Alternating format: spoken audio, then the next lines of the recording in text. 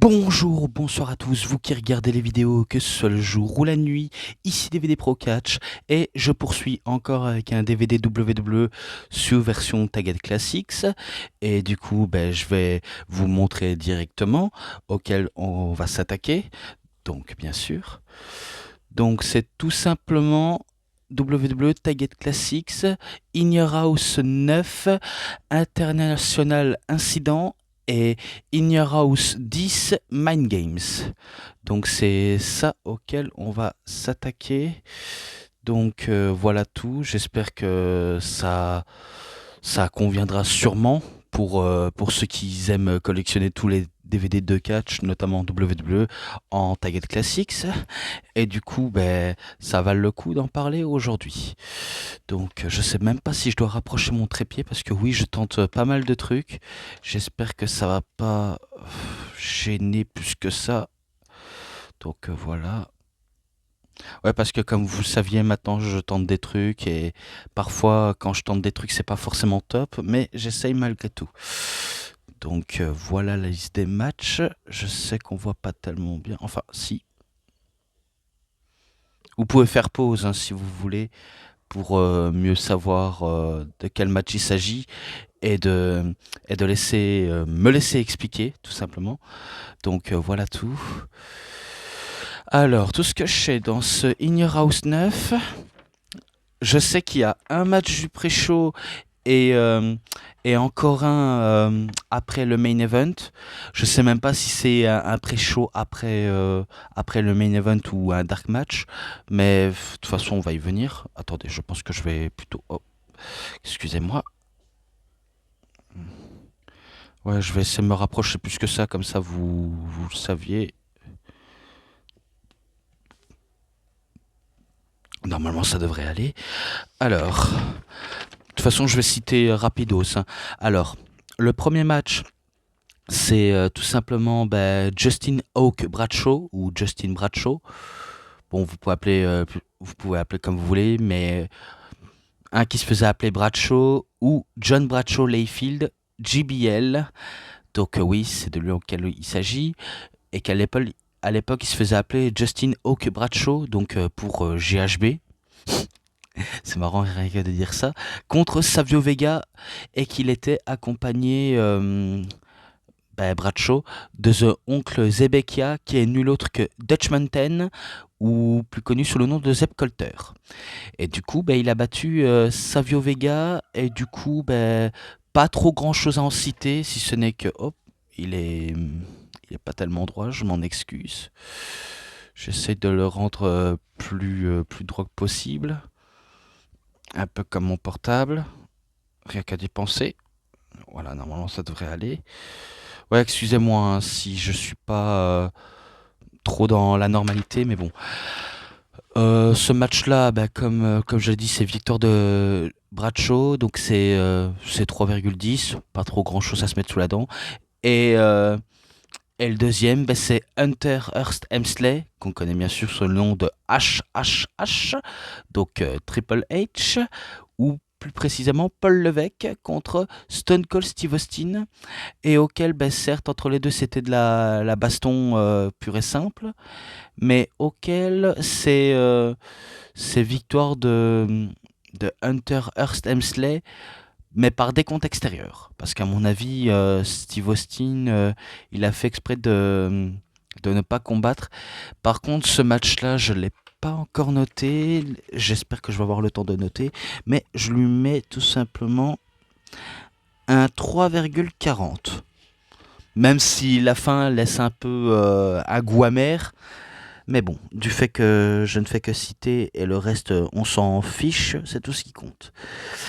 Et maintenant, dans la carte principale, dans la vraie carte principale cette fois-ci, ça débute avec un match par équipe. Je crois que c'était pas pour les titres parce que il n'y avait pas de champion en jeu dans les deux équipes. Donc les Body Donas, équipe composée de Skip et Zip. Alors, qui sont Skip et Zip? Je pense que je l'avais déjà expliqué les autres fois où je faisais les reviews de DVD de l'époque, avec les In Your House et d'autres pay-per-view en tout genre. Eh bien, Skip, apparemment, il s'agit de Chris Candido et Zip de Tom Pritchard. donc c'est eux auxquels il s'agit, bien sûr évidemment, contre les Smoking Guns, donc équipe composée de Billy Gunn et de Bart Gunn, et qu'ils étaient accompagnés de Tammy Lynn Sitch, connue sous le nom de Sunny. Oui, tout simplement. Et auquel, ben, certes, le match était pas mal pour le coup. Rien d'autre à déclarer, si ce n'est que malgré toutes les tentatives de gagner un match entre les Smoking Guns et les Body Donas, c'est les Body Donas qui battent tout simplement les Smoking Guns. Donc c'est un 3,20, tout simplement et rien qu'à l'accoutumée. Je poursuis encore cette fois-ci avec celui qui a multiples personnages, donc Dude Love, Cactus Jack, mais surtout Mankind, même si on sait qu'il s'agit nul autre que Mick Foley contre Henry O'Godwins, accompagné par I Billy Jim. Et tout ce que je peux en dire et savoir, c'est que match, ce qu'il y a de plus normal, même si il y avait un petit côté dérangeant, c'est Mankind qui, à tout moment, quand il est en plein feu de l'action et quand il veut vraiment foutre une certaine pétoche pour certaines personnes, il n'hésiterait pas à forcément lâcher un cri bah, de porc, si je peux dire, si je peux me permettre. Donc du coup, ça lui arrive vraiment de nous faire ça pour nous sentir déstabilisés. Et quand c'est pas ça, ben, il fait parler avec la grosse violence. Rien que de la violence, pure violence de tout ce qui peut s'agir. Et du coup, ce match-là, ben, victoire de Mankind grâce à un Mandible Claw auquel il va en finir avec Henry O'Godwin. Et que c'est un 3,5, tout simplement. Ben, on poursuit encore avec un autre match suivant. Et le match suivant, c'est Stone Cold Steve Austin contre The Wild Man, Marc Mero. Et auquel le match, j'ai pas trop forcément trop vu de cet affrontement en question. Parce que par la suite, j'étais un tout petit peu distrait, je vais pas vous mentir. D'ailleurs, la plupart des matchs, j'étais présent pour regarder, mais pas trop dans l'inx pour être concentré. Et du coup, ça, je pourrais pas vous en dire ce qu'il y avait de bien dans le match. Ce n'est que, certes, Marc Mero était accompagné par Sable. Sable pourrait lui être un atout de tout ce qu'il y a de plus simple en tant que babyface ou heel. Mais sauf que là, Marc Mero, c'est le babyface. Et Stone Cold, c'est le pur heel du match. Et du coup, ben, je ne vois pas d'autre alternative pour Marc Mero de battre celui qu'on surnomme la pierre froide et, ou le Ringmasters, donc Stone Cold Steve Austin. Donc du coup, c'est Steve Austin qui bat Marc Mero. Donc tout simplement, et du coup ce match-là, c'est 3,40. Ensuite, il s'est passé pas mal de segments, notamment segments avec Jim Cornette et José Lotario, ou José Lotario si vous préférez, pour hyper et builder le match de 3 contre 3, donc match à 6. Et du coup, ben, je sais que c'est parti en engueulade, et que il y a eu pas mal de quiproquos, de bagarres en coulisses entre les deux camps. T'as le camp Cornette et t'as le camp des People's Posey, je crois que c'est ça. Ne cherchez pas à comprendre, c'est ce qu'on nous a donné comme nom d'équipe.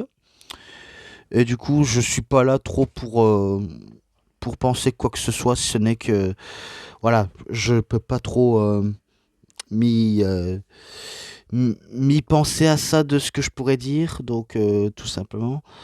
Donc, je passe encore à notre match suivant. Je crois que c'est plus que 2 matchs après c'est terminé. Donc, Undertaker, donc bien sûr connu sous le nom de Mark Calloway, contre Goldust, qu'on connaît bien sûr sous le nom de Dustin Rhodes. Et je crois il était toujours accompagné par Marlena. Ah ben oui, c'est vrai. Quelle coïncidence, c'est vrai. Il était toujours accompagné par Marlena, qui est nulle autre que son ex-femme, donc Terry Runnels, ou Madame Rhodes, si vous préférez. Et du coup, ce match-là, plutôt pas mal. Rien d'autre à dire si ce n'est que on a une opposition de style et de opposition de personnages.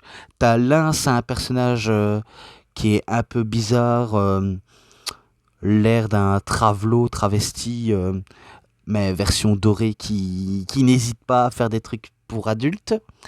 Et de l'autre, t'as un croque-mort qui commence peu à peu à être un petit peu humanisé.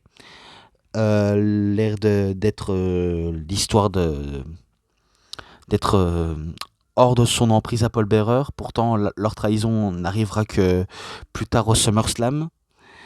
Et que je pense que le match était plutôt pas mal. Et que Undertaker était prêt à en finir jusqu'à ce que Mankind surgit du ring pour s'emparer de l'Undertaker avec un Mandible Claw, de s'emparer avec lui dans le trou. Et pourtant, ben, suite à ce genre de jeu d'esprit, eh ben, on a les gongs qui retendissent, donc les gongs de cloche, ça retentit, et la fumée qui surgit du ring, puis t'as l'Undertaker qui va de l'autre côté du ring pour faire un énorme trou et de s'attaquer à Mankind, et ça poursuit même jusqu'au vestiaire.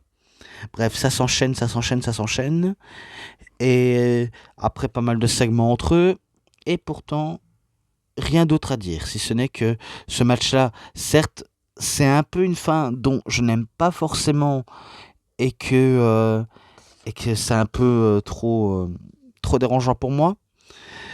Donc ce match-là, c'est un 3,50 pour le match qui était bon, mais la fin qui était un peu jetable, je vais pas vous mentir. Donc ça, c'est le seul truc auquel je rejette totalement.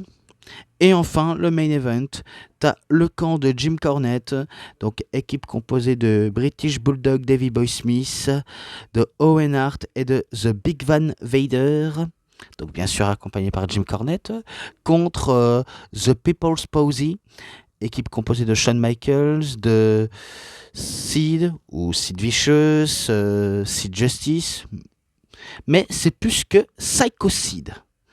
Et le dernier, Ahmed Johnson, toujours accompagné par José Lotario. Donc voilà.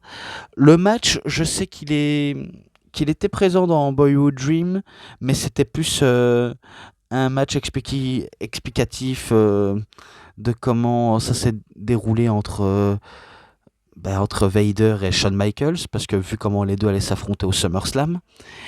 Et du coup, le match, j'ai pas trop besoin d'en citer, si ce n'est que on pensait que ce serait les Babyface qui remporteraient la victoire et le match, mais suite à une intervention de Jim Cornette qui est toujours là pour se mêler de la confrontation pour énerver le champion, donc Shawn Michaels, eh bien ça va permettre à Vader de faire un énorme avalanche et de faire sa grosse Vader bombe de la troisième corde et de le battre. Et c'est comme ça comment il a eu son ticket gagnant pour affronter le champion au SummerSlam.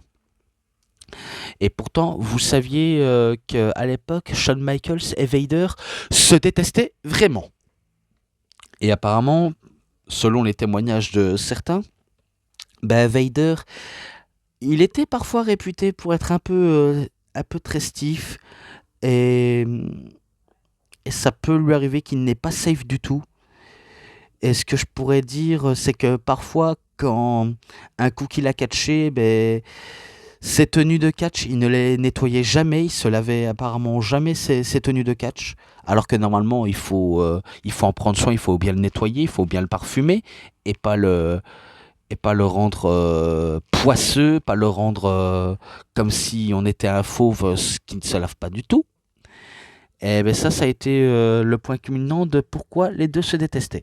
Et d'ailleurs, je crois que dans le match auquel j'ai pu apercevoir, j'ai remarqué que lors d'une prise de tête que Vader faisait à Shawn Michaels, j'avais presque l'impression que Shawn Michaels ne vendait pas toujours les offenses de Vader. Et que lorsque Shawn Michaels était un peu saoulé de Vader, il n'hésitait pas à lui en mettre des véritables patates dans la tronche de Vader, apparemment. Ça, c'est ce que j'avais entendu dire, et que leur querelle était apparemment réelle, et auquel c'était passé sous silence depuis quelques années. Donc voilà tout. Donc ce match-là, 3,5. Je pense que j'ai tout dit là-dessus. Et maintenant, ben, la carte principale. Et pareil, dans l'autre carte de In Your House, de Mind Games, bien sûr, je disais la carte principale, mais non, c'est pas la carte principale. Il y a encore un match du pré-show, et si je dis pas de bêtises, trois autres matchs du pré-show après le main event auquel je vais citer rapidos. Donc le premier c'est Savio Vega contre Marty Jannetty accompagné par Leif Cassidy, donc bien sûr connu sous le nom de Al Snow. Ce match-là, je mets 3 parce que forcément je vois pas dans quel monde comment Marty Jannetty pourrait remporter un match en sachant que voilà le gars il était à peu près problématique. Et les trois autres, après le main event Michaels Mankind, eh bien, on a un match entre Farrokh contre Marc Mero. Et que c'est Farrokh est accompagné par Sonny et Marc Mero toujours par Sable. Et tout ce que je sais, c'est Farrokh qui bat Marc Mero, tout simplement. Puis on a Sid Vicious, donc Psycho Sid, contre The Big Van Vader. Et du coup, ben, c'est Sid qui bat Vader et que c'est un 3,5 pour le match là. Et enfin, pour terminer, Jake the Snake Roberts contre Hunter Hearst Helmsley. Et auquel ben, c'est Roberts qui bat Triple H, tout simplement. Donc ce match là, je mets un 3,40. Tout simplement. Et pour la carte principale, je poursuis. Eh ben, c'est encore Savio Vega, mais qui affronte cette fois-ci. Attendez, je l'ai mal écrit, il faut que je regarde bien correct. Ah oui, il affronte Bradshaw. Donc il affronte Bradshaw, l'histoire de pour lui de se venger. Donc cette fois-ci, ben, vu comment c'était Bradshaw qui l'avait battu, cette fois-ci c'est Savio Vega qui le bat. Justin Hawk Bradshaw. Du coup, ben, c'est 3,10. Et pourtant, à la fin du match, je crois que c'était Bradshaw qui va fouetter Savio Vega, ou c'est Savio Vega qui va fouetter Bradshaw, l'histoire vraiment purement de se venger de cet affront. Et voilà ce que je pourrais en dire de tout cela. J'ai pas besoin de trop m'étaler là-dessus. Et puis, ben, on a un match très rapide, sans forcément trop d'importance. Et pourtant, c'est une petite rivalité qui date d'un International Incident de In Your House, donc partie 9, entre José Lothario, ou Rosé Lothario si vous préférez, contre Jim Cornette.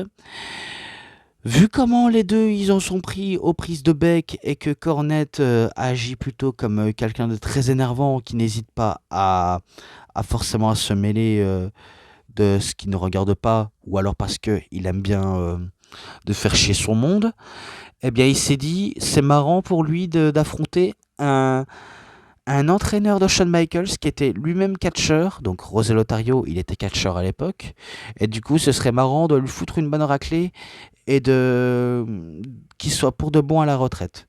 Sauf que Cornette, certes, il a un petit côté penchant assez agressif, notamment en lâchant des punchlines pas très limites. C'est pas pour autant qu'il a une chance face à José Lothario. Pourtant, le match-là n'était pas si bonne que ça, je vais pas vous mentir. Et pourtant, ben, à la fin, c'est José Lothario qui bat Jim Cornette. Donc, comme quoi, Cornette, il peut pas être vainqueur. Et pourtant, ce match, c'est un 2. Je lui mets un 2 tout simplement. Donc, voilà. Pourtant, pas mal pour un vieux briscard comme Rosé Lothario qui arrive à faire un match, même s'il peut pas faire des matchs très très compétitifs. Mais respect quand même ce monsieur. Je poursuis avec un autre match par équipe, et ça c'était pour les titres par équipe entre Owen Hart et The British Bulldog Davey Boy Smith contre les Smoking Guns.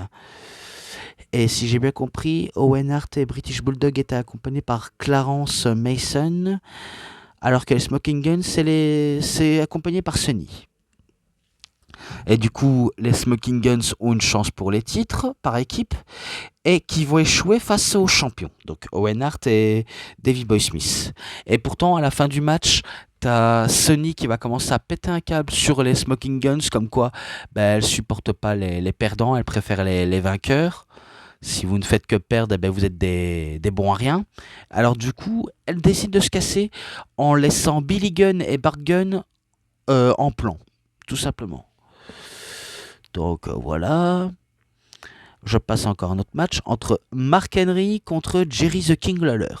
Très étonnant de voir Mark Henry à la WWF à l'époque, où c'était en 96 ou 1996 si vous préférez.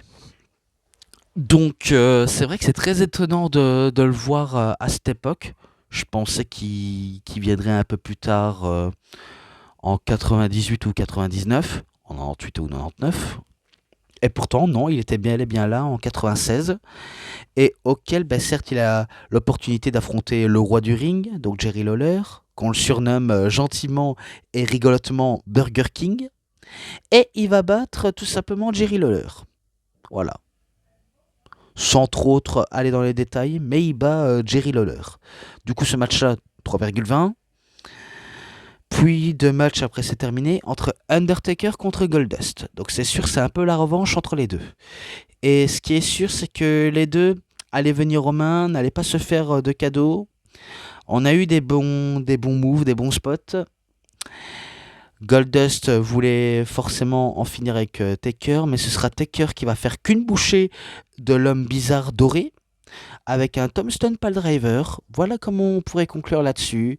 Et du coup, ben, c'est un 3,50 tout simplement.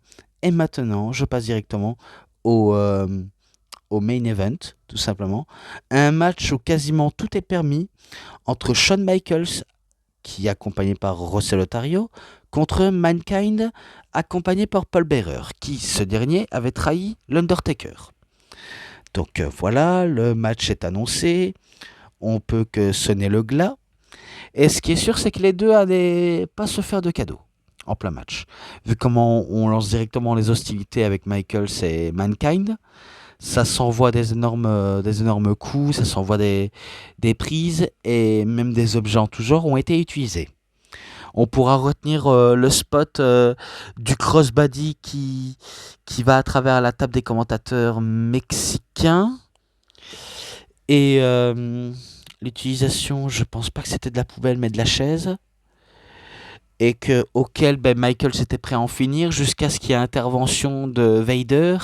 Et du coup, ben, Shawn Michaels s'occupe de son cas et décide de s'attaquer à Vader et de le balancer hors du ring. T'as Paul Bearer qui donne un énorme coup d'urne à la tête de Shawn Michaels. Et après, il y a l'intervention de Sid Vicious qui décide de mettre la misère à Vader pour l'accompagner au vestiaire, pour l'histoire de le frapper de plus en plus. Et puis, tu as Mankind qui se relève d'entre les esprits surnaturels pour effectuer sa mandible claw sur Shawn Michaels. L'histoire pour lui de le mettre dans le cercueil. Et quand Paul Bearer ouvre le cercueil, eh bien c'est l'Undertaker qui arrive et qui met la misère à Mankind. Donc il veut se venger de cette terrible trahison envers les deux. Donc il est poursuivi jusqu'au vestiaire et pourtant ça va laisser Shawn Michaels célébrer avec le public. Et voilà comment tout ça se termine et ce show également. Donc tout ça c'est un 3,50 auquel... Non, pas 3,50, je me suis trompé. C'est 3,60, je l'ai mal vu, donc je conclus 3,60. Et voilà comment se concluent les deux shows de In Your House. Voilà, tout simplement. Je pense que tout ça a été dit, si ce n'est que pour la conclusion, ben, les matchs et l'ensemble, ou plutôt les matchs avec les segments promo et l'ensemble, 3,60 aussi. Donc je le mets aussi 3,60. Et voilà comment je décide de m'arrêter ici, tout simplement. Donc j'espère que ça aura été vachement utile et intéressant de vous le dire. Donc c'est tout pour moi, c'était Mister Review, c'était DVD Pro Catch. Donc c'est tout pour cette review, c'était pour tout. Bref, je sais plus quoi parler, je m'en excuse sincèrement. Donc je vais essayer de me reconcentrer parce que là j'arrive pas du tout à me concentrer, donc je vais essayer. Alors... c'est tout pour cette vidéo de review, c'était DVD Pro Catch, j'espère que ça vous aura énormément bien plu. Et si vous avez aimé cette vidéo de review, vous savez ce qu'il vous reste à faire. Likez la vidéo, commentez, partagez, abonnez-vous à ma chaîne et cliquez sur la petite cloche pour avoir plus des notifications et des prochaines vidéos. Et moi, comme d'habitude, je vous dis bonne journée, bonne soirée à tous. Au revoir tout le monde pour une prochaine vidéo. À plus à tous les fans de catch. Allez, bye bye tout le monde. Salut!